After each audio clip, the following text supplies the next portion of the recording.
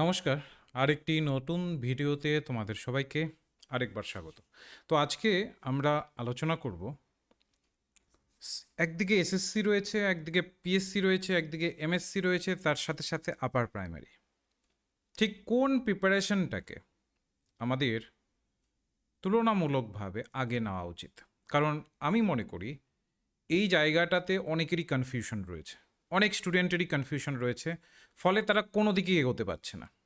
কারণ এই same problem আমার নিজের স্টুডেন্টদেরও আমি লক্ষ্য করছি। তো সেই ক্ষেত্রে আমার মনে হলো যে এই জায়গাটা তোমাদেরকে একটা ক্লিয়ারলি বুঝিয়ে দিলে তোমরা একটা সঠিক পথ পাবে, যেন কিনা তার মাধ্যমে নিজের প্রিপারেশনটাকে কমপ্লিট করতে পারো।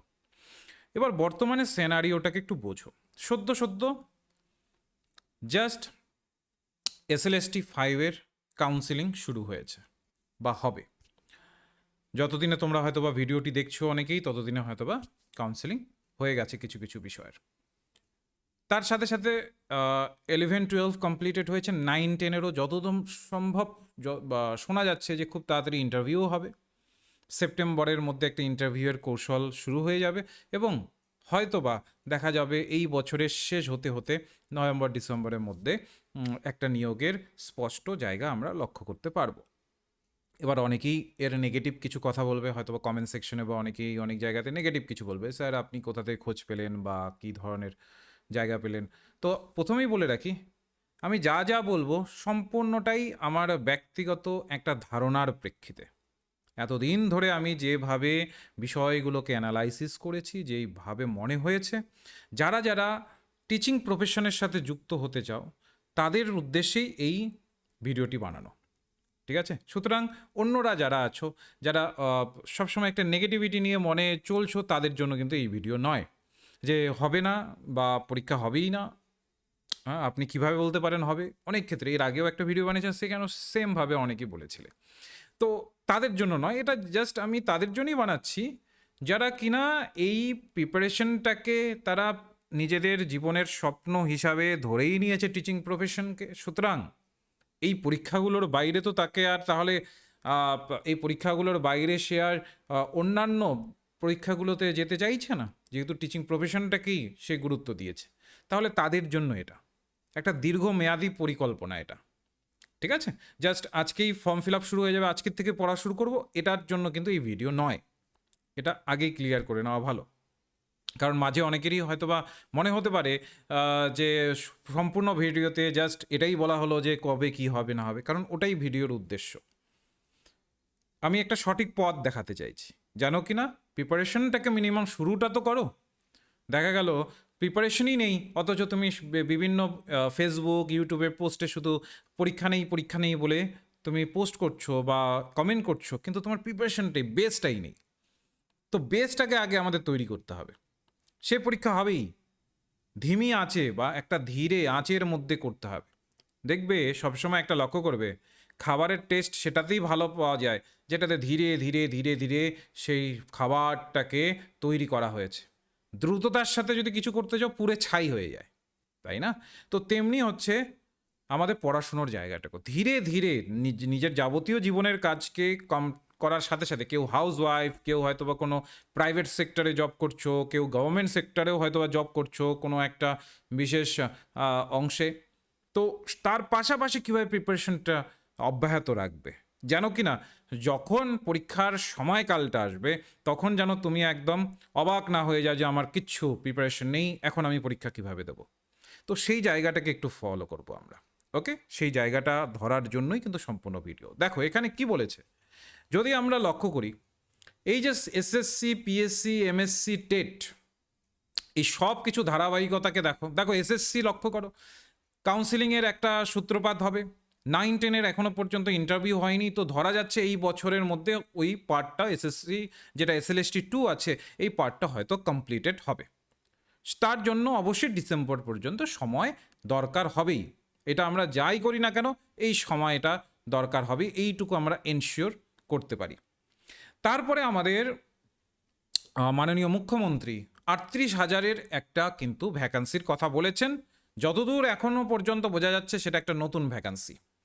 তো সেই অনুসারে যদি পরবর্তীকালে এগোয়, তাহলে মাথায় রাখতে হবে এসএসসি কিন্তু তার আপার প্রাইমারির জায়গাটাকে কিন্তু আগে দেখার একটা সম্ভাবনা রয়েছে এসএসসির পয়েন্ট অফ ভিউতে বা আপার প্রাইমারির পয়েন্ট অফ ভিউতে, ঠিক আছে। আর এসএলএসটিও কিন্তু খুব একটা বেশি সময় কিন্তু মাঝে থাকবে না এসএলএসটি এবং আপার প্রাইমারির, যতদূর পরিস্থিতি এখনো পর্যন্ত যে পরিস্থিতি রয়েছে। তো তোমাদের যেটা করণীয়, প্রথমত তোমাদের আপার প্রাইমারিটাকে কিন্তু একটা নিজের মতো করে সিলেবাসটাকে যতটা সম্ভব তুমি করতে পারো এগিয়ে রাখো। প্রায় 15,000 প্লাস ভ্যাকেন্সি কিন্তু থাকতে পারে, এটা কোনো অফিসিয়াল নোটিফিকেশন আসেনি, জাস্ট একটা ধারণা যে এরকম ভ্যাকেন্সি আসতে পারে বিভিন্ন ধরনের যে সিট আপডেটগুলো রয়েছে সেগুলোর প্রেক্ষিতে যদি আমরা লক্ষ্য করি যে এরকম একটা ভ্যাকেন্সি থাকতে পারে। তোমার এই মুহূর্তে যা করণীয় সেটা হচ্ছে আপার প্রাইমারির সিলেবাসটাকে ধরো, প্রত্যেকটা অংশকে ধরো, কমপ্লিটেড করো আপার প্রাইমারি। আপার প্রাইমারি যখন হয়ে যাবে, আপার প্রাইমারির সাথে সাথে তোমার এসএলএসটি 3-র জন্য তোমার সাবজেক্ট কোরগুলোকে পড়া শুরু করে দাও, যে কোনো সাবজেক্টে কোরগুলো যেখানে কিনা সিলেবাস পরিবর্তন হলেও যেটাতে তোমার প্রভাব পড়বে না। ওই কোর্স প্রত্যেকটা সাবজেক্টের কিছু কোর অ্যাসপেক্ট থাকে, মূল কিছু বিষয় থাকে, সেই কোর বিষয়গুলোকে বা মূল বিষয়গুলোকে তোমাকে ফাইন্ড আউট করতে হবে এবং সেগুলোকে এই মুহূর্তেই কমপ্লিটেড করে রাখতে হবে, যেন কিনা পরবর্তীকালে যদি সিলেবাস চেঞ্জও হয়, সেই নতুন সিলেবাসের প্রেক্ষিতে যদি পরীক্ষা হয়, তাহলে তুমি যেন ওই সিলেবাস যেগুলো যেগুলো চেঞ্জ হয়েছে সেগুলোর মধ্যেকার যতগুলো তোমার কমপ্লিটেড করার দরকার সেগুলোকে করতে পারো, আর তোমার কোর জায়গাটা যেন স্ট্রং থাকে। এবার বিভিন্ন সাবজেক্টের বিভিন্ন কোর জায়গা রয়েছে, যেমন যারা বাংলার স্টুডেন্ট দেখছো তাদের ব্যাকরণ, সাহিত্য, ইতিহাস এগুলো কোর জায়গা রয়েছে। যারা ইংলিশ সাবজেক্টে রয়েছে তারা গ্রামার এবং লিটারেচারের যে প্রেক্ষিতগুলো আছে সেগুলো তাদের কাছে কোর জায়গা রয়েছে। তো বিভিন্ন সাবজেক্টের বিভিন্ন কোর জায়গা রয়েছে, সেগুলোকে কমপ্লিটেড করে রাখো, যেন এমন না হয় মানে একদম আমরা অনেক সময় দেখি না পাগলের প্রলাপের মতো, যেন এরকম না হয় যে আমরা ভেবে রাখছি যে সিলেবাস চেঞ্জ মানে গ্রামার বা যে কোর আমার সাবজেক্টের যে কোর জায়গা আছে ওগুলো পর্যন্ত চেঞ্জ হয়ে যাবে। ওগুলো কোনোদিনও চেঞ্জ হয় না। বেশিরভাগ আমাদের 50% সিলেবাস ওই কোর এসপেক্টের মধ্যেই থাকে, সেইটাকে কমপ্লিট করতে হবে। সব থেকে গুরুত্বপূর্ণ হচ্ছে কম্বাইন আকারে যদি পড়ো। আপার প্রাইমারির ক্ষেত্রে তোমাদেরকে বলে রাখি, যারা কিনা গ্র্যাজুয়েশনে ন্যূনতম 50% নম্বর আছে তারা এলিজেবল। বিএড অথবা ডিএলএড যদি থাকে তাহলে এলিজেবল। 18 থেকে 40 বছরের মধ্যে রয়েছে। স্যালারি কিন্তু এটা শুরু হয়ে যায় 33,000 থেকে, আর যদি ইনহ্যান্ড স্যালারি বলতে পারি 42,348 পর্যন্ত কিন্তু এটা চলে যায়। পরীক্ষার প্যাটার্ন যদি লক্ষ্য করি খুবই সিম্পল, এমসিকিউ হবে, 150 নম্বরের পরীক্ষা হবে, 2.5 ঘন্টার পরীক্ষা হবে, কোনো নেগেটিভ মার্কিং নেই, ঠিক আছে। তোমার সিডিপি থেকে 30 নম্বর থাকবে, ল্যাঙ্গুয়েজ 1 থেকে তোমার সেখানে কিন্তু 30 নম্বর থাকবে, ল্যাঙ্গুয়েজ 2 থেকে 30 নম্বর থাকবে, এবং তোমার যদি ম্যাথামেটিক্স বা সায়েন্স হয় বা সোশ্যাল স্টাডিজ কলা বিভাগের জন্য তাদের কিন্তু 60 নম্বর থাকে। এবার আমি তোমাদের একটুখানি বুঝিয়ে বলি বা বুঝিয়ে বিষয়টাকে একটু বোঝানোর চেষ্টা করি। এই যে সিলেবাস, এই জায়গা, এগুলো খুব কিন্তু সিম্পল যদি স্ট্র্যাটেজিক্যালি তোমরা যদি একটু পড়াশুনো করো, একটু যদি ঠিকঠাকভাবে পড়াশোনা করো, খুবই সিম্পল, খুব সহজে এগুলোকে কমপ্লিটেড করা যায়। আমার দৃঢ় বিশ্বাস যারা একটু পড়াশোনার সাথে যুক্ত আছো এগুলোকে ঠিক সময় কমপ্লিট করে নিতে পারবে। আপার প্রাইমারি সিলেবাস আহামরি কিছু নয়, খুব ইজিলি কমপ্লিট করা যায়, খুব সহজেই কমপ্লিট করা যায়। আমার বিশ্বাস তোমরা এটা ঠিক কমপ্লিট করে নিতে পারবে একটু যদি পড়াশোনায় মনোযোগ দাও, ঠিক আছে। এবার একটা চেষ্টা করতে পারো, তোমরা একটা ইন্টিগ্রেটেড স্ট্র্যাটেজি নিতে পারো যেখানে কিনা সমস্ত সাবজেক্টকে একটু একটু করে, কারণ পিএসসিও হওয়ার সম্ভাবনা আছে, অ্যাসিস্ট্যান্ট মাস্টার অ্যান্ড মিস্ট্রেস, কারণ ওটার একটা নোটিফিকেশন এসে তারপর আর ওর খোঁজ পাওয়া যায়নি, কারণ স্বাভাবিক তারপরে অনেক কিছু সরকারের মধ্যে হেরবদল হয়, ফেরবদল হয়, অনেক কিছু হয়, যার ফলে আমরা আর তার সন্ধান আর পাইনি, তাই না। তো এর সন্ধান যতদূর সম্ভব 2027 পাওয়া যেতে পারে। তার জন্য তোমাকে আগে প্রথম ধাপ হবে আপার প্রাইমারিটাকে ফোকাস করা, 90 নম্বরের এই জায়গাগুলোকে ঠিকঠাকভাবে কমপ্লিটেড করে রাখা।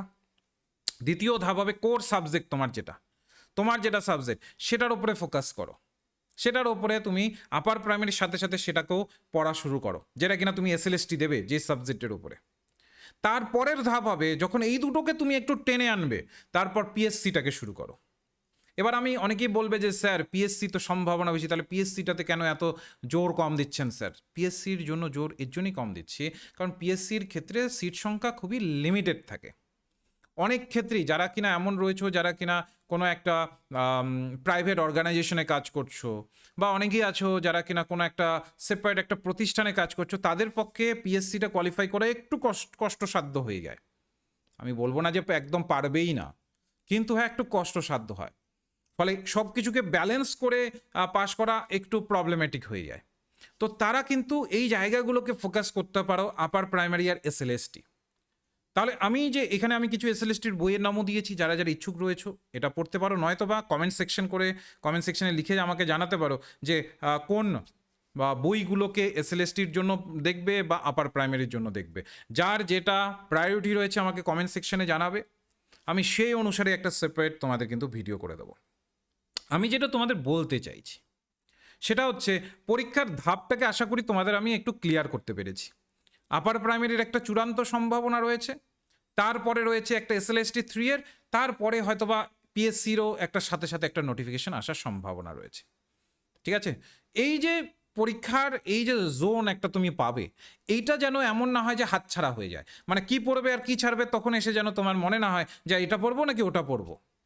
এর জন্য দরকার আগের থেকে ভেবে চিনতে সমস্ত বিষয়গুলোকে বুঝে নিয়ে সেই অনুসারে একটা স্ট্র্যাটেজি তৈরি করা। আমি তোমাদেরকে বলে দিলাম, আগে আপার প্রাইমারির যেটা বেসিক জায়গা আছে সেগুলো কমপ্লিট করো, তারপরে তোমার সাবজেক্টে ঢোকো কোর জায়গায়, তারপরে পিএসসির দিকে ঢোকো। এইভাবে যদি সিকোয়েন্সিয়ালি তোমরা করো, এইটুকু বলতে পারি, পরিশ্রম যদি আজ করো সফলতা কালকে পাবেই পাবে। আর যারা অবহেলা করছো তাদের জন্য একটু বলে রাখি আমি, দেখো একটা সরকারি চাকরি পাওয়া কিন্তু এখনকার দিনে খুবই দুষ্কর ব্যাপার। একটা সরকারি চাকরি ম্যানেজ করা, যে পরিস্থিতি চলছে, যে ধরনের কম্পিটিশন রয়েছে, এসএলএসটি 2 এর মধ্যেও হয়তো বা লক্ষ্য করেছো যারা যারা পরীক্ষা দিয়েছো, একটা সরকারি চাকরিকে ম্যানেজ করা এত তোমরা কিন্তু হাতের কাছে বা হাতের নাগালে ভেবে বসবে না যে পরীক্ষার জন্য নোটিফিকেশন দেবে তারপর আমি পড়া শুরু করব এবং আমি কোয়ালিফাই করে যাব। মাথায় রাখবে, পরিশ্রম যথেষ্ট পরিমাণে তোমাকে দিতে হবে। একটা রুটিন বানাও, নিজেই পড়ো। যদি কোনো কোচিংয়ে তোমার ঢোকার সামর্থ্য না থাকে বা পড়ার জায়গা যদি না থাকে, ইউটিউবে অনেক ফ্রি মেটেরিয়াল পাবে। ইভেন আমাদের ইউটিউবেও আমরা দেখবে এসএলএসটি এবং আপার প্রাইমারির ফ্রি ক্লাস করাচ্ছি। এসএলএসটির মধ্যে বাংলা, ইতিহাস আর ভূগোলের ভূগোল আর হচ্ছে এডুকেশনের শুরু হবে, আর আপার প্রাইমারির তো চলছেই। তো সেই জায়গাটা কিন্তু করাচ্ছি, এরকম আরও অনেক নিশ্চয়ই ফ্রি পাবে, সেগুলোকে ফোকাস করো। যদি তুমি কোনো প্রকার তত্ত্বাবধানের জায়গাটাকে অ্যাভয়েড করতে চাইছো, তোমার সামর্থ্য নেই, নিজে পড়া শুরু করো, একটা রুটিন বানাও নিজের মতো করে। তোমাকে কেউ কোনোদিনও পাশ করিয়ে দেবে না, তোমাকেই পাশ করতে হবে। কেউ তোমাকে হাতের নাগালে এসে তোমাকে নোটপত্র এসে ধরিয়ে দেবে না, যেটা বেশিরভাগ ক্ষেত্রে এখনকার দিনের স্টুডেন্টদের একটা এক্সপেকটেশন বিরাট রকমের থাকে দেখি, যে আমাকে একদম হাতের নাগালে এসে সব কিছু ধরিয়ে দেবে না। তোমার টিচার তোমাকে শুধু গাইড করতে পারেন, সে যে কোনো টিচারের কাছে যাও, যে কোনো কোচিং সেন্টার, যে কোনো, তোমাকে একটা গাইড করবে শুধু। রুটিন তোমাকেই বানাতে হবে, নিয়মিত তোমাকেই পড়তে হবে, নেতিবাচক যে কথাবার্তাগুলো আছে, নেগেটিভিটি, সেগুলোর থেকে দূরে থাকতে হবে। যারা নেগেটিভিটির কথা বলবে তাদের ক্ষেত্রেই বেশিরভাগ লক্ষ্য করবে, তারাই কোয়ালিফাই করে বেশি চলে যায়। হয়তো বা তুমি পড়া শুরু করছো, এই পড়ে কি হবে, কখন কি হবে, এই সরকার আগের মতনই, কখন কি হবে আমরা জানি না। আমি এর আগের ভিডিওতে বলেছি, এই সরকার সদ্য এসেছে, একটু সময় দিতে হবে সরকারকে। যে রকমভাবে এগোচ্ছে, আমি খুবই বিশ্বাস যে আমার এই সরকার ঠিকঠাকভাবে কিন্তু কাজ করবে আমাদের। তো নেতিবাচক বা নেগেটিভিটিটাকে দূরে রেখে পজিটিভভাবে পড়া শুরু করো। এমন যেন না হয় যে তুমি ভাবছো যে হবে না হবে না হবে না, তারপর হঠাৎ করে হলো, হঠাৎ করে একটা তোমার হাত ছাড়া হয়ে গেল সমস্ত কিছু, তোমার সুযোগ। কারণ বয়স তো থেমে থাকবে না তোমার। আজ 22, কাল 23, পরশু 24, 25, 26, 30, কখন তুমি 30 অতিক্রম করে 40, 35-এ তুমি চলে যাবে। কারণ এই ধরনের বিষয়গুলোতে আমাদের যুক্ত থাকতে হবে। যেটা আমি আগেও বলছিলাম, কম্পিটিশন কিন্তু কখনোই এমন হবে না যে দিন দিন কমছে। কম্পিটিশন সবসময় বাড়বে। যে স্টুডেন্টরা বর্তমানে ধরে নাও বিএড করেছে, ডিএড করেছে, তুলনামূলকভাবে তার সাথে যদি আমরা একজন 30 বছর বয়সী যুবক বা যুবতীকে তুলনা করতে যাই, তাহলে কিন্তু অনেকটাই আমরা দেখব অন্যরা এনার্জিগত দিক থেকে অনেকটাই এগিয়ে থাকবে। হয়তো বা এক্সপিরিয়েন্সের দিক থেকে অন্যরা এগিয়ে থাকবে, কিন্তু এনার্জিগত দিক থেকে কিন্তু যারা সদ্য কোয়ালিফাই করেছে তারা এগিয়ে থাকবে। তো তোমাদের কাছে আমার হাম্বেল রিকোয়েস্ট থাকবে, নিজের ওপরে গুরুত্ব দাও, প্রিপারেশনটা পরীক্ষা কবে শুরু হবে তার প্রেক্ষিতে কিন্তু শুরু করো না, আগের থেকে শুরু করো। আমি সিকোয়েন্স বলে দিলাম কবে কি হতে পারে, কোনটা পরীক্ষা আগে হতে পারে, এবার পড়াশোনার দিকে ফোকাস করো।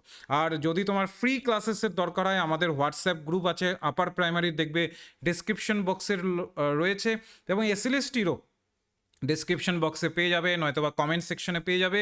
সেগুলোকে ভিজিট করে সেই গ্রুপগুলোতে যুক্ত থেকো। ওগুলো কমিউনিটি গ্রুপ, কেউ কারো নম্বর দেখতে পারে না, সুতরাং গ্রুপে ঢুকে এটা ভেবে নিও না যে কেউ নেই ও গ্রুপে, সবাই আছে কিন্তু নম্বর হাইড করা আছে। অনেক সময় অসাধু ব্যক্তিরা ঢুকে পড়েন গ্রুপে এবং অন্যান্য মেম্বারদের মেসেজ করা শুরু করেন, তো আমরা সেটাকে প্রোটেক্ট করবার জন্য একদম কমিউনিটি গ্রুপ বানিয়েছি। তো সবাই চেষ্টা করো সেই গ্রুপগুলোতে যুক্ত থাকার, এবং যে ফ্রি ক্লাসেসগুলো আছে সেইটাকে মিনিমাম করে প্রিপারেশনটাকে নিজের মতো করে বাড়িতে অব্যাহত রাখার চেষ্টা করো, শুরুটা করো। ঠিক আছে, রাখছি। নেক্সট ক্লাস আপার প্রাইমারি ক্লাসের মাধ্যমে আমাদের শুরু হবে।